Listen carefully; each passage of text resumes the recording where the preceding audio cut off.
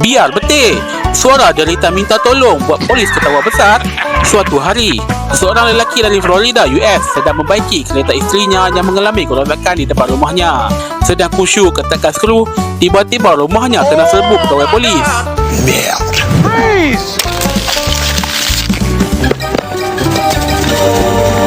Dan memaklumkannya, mereka telah menerima laporan dari salah seorang jirannya yang mengatakan terdapat seorang wanita menjerit minta tolong dari dalam rumahnya, meminta untuk dirinya dilepaskan. Sudah, buat kerja jahat tak clean.